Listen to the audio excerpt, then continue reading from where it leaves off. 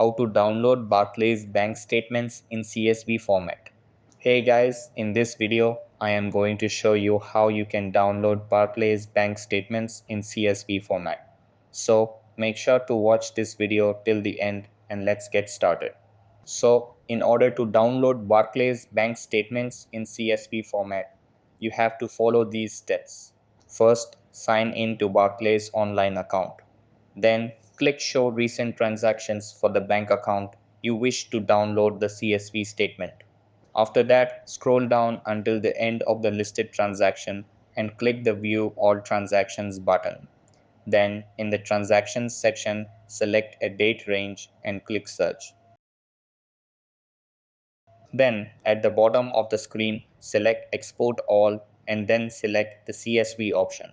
So that's how you can download Barclays bank statements in CSV format. That's all for this video.